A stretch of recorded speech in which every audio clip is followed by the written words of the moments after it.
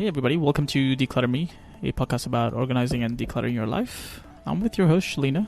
Hi. How are you doing this week? I'm good. How are you? I'm good as well, yeah. It's we're getting into the busy season, right? So it's kind of nice. Weather's getting better, that kind of stuff. Yeah, and there's lots of networking happening right now. And why do I feel like this week's topic has something to do with networking? Because I want to talk about business cards. I see a lot of them when I'm decluttering and organizing people's houses and offices. And it's a thing I see and people discuss while we go networking when they find out what I do.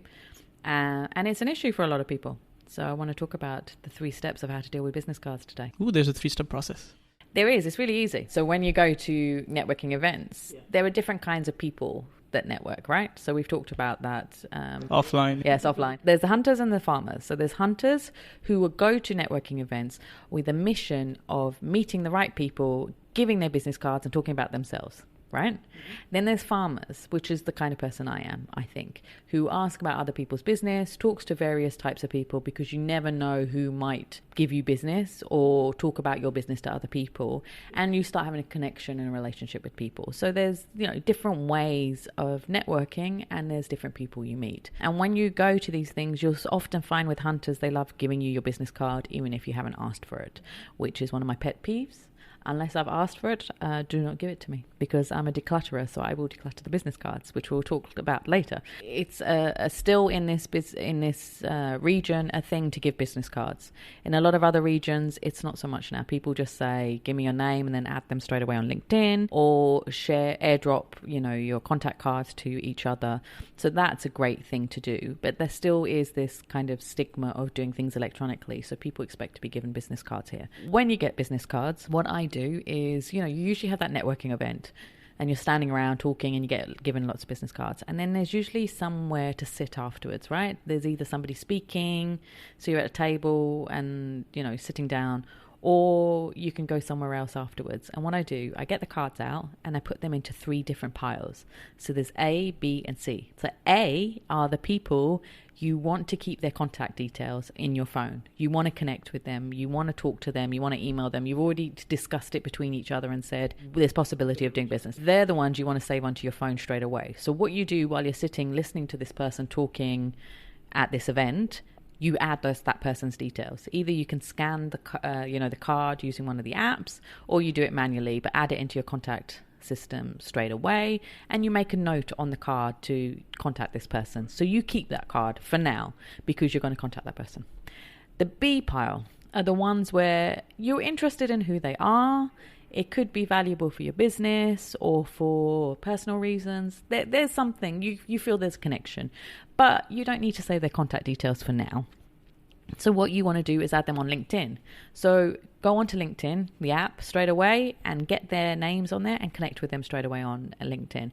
And sometimes when people still have that option that you have to put their email address in, which I find bizarre, because why don't you want to add more people? But anyway, you have the email address from the business card. So with that B pile, once you've added them to LinkedIn, you can throw the cards away. And then the C pile is the harsh pile, but that's the people you've talked to and have been so irritating, or you have no desire to ever do business with them because you don't trust them, or it's not an interesting business, or whatever the reason. It's generally the people that were really irritating and were the hunters who were just thrusting their cards at you with no explanation.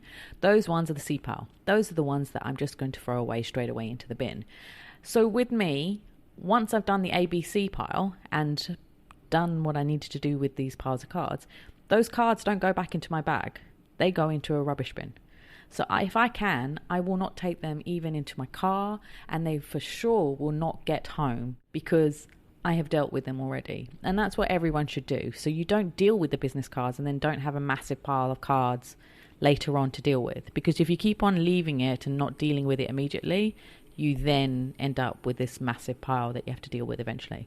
So that's my trick for today on how to deal with your business cards. So as with most advice, I think handling it right away is what matters. Because if you decide that you're going to do this later, you bring a big pile of business cards back home or to your office or whatever, and then, as time passes, your memory starts to fade a little bit. You're not sure if someone should be in the B or the C pile, that kind of thing. And you kind of then just either have to chuck everybody or add everybody, and neither of those two things are a good idea. And with a lot of it, if you keep it and don't deal with it, those people might have left those jobs. So there might not be any point in keeping their contact details. And the good thing is, if you add them on LinkedIn, then whenever they change jobs, you can have their details. And if you do need them in future, you can easily search them and then send them a private message going, hi, I need to reach out with you. Can you send me an email? Can you send me a phone number? So for a lot now, I don't save even their details in my phone, their contact details, because I know that if I do eventually need their details, I can just message them from LinkedIn. But of course, first check that they're on LinkedIn, because some people still aren't. But if they're not, then are they worth doing business with as well? Because they're not that savvy enough to have LinkedIn. But that's another discussion. So that's my tips for today on how to deal with business cards. Super, nice and sweet. As always, if you want to find out more about the show, you can visit declutterme.com/podcast. We're available in Apple Podcasts, Google Podcasts, Spotify, or any other player you prefer.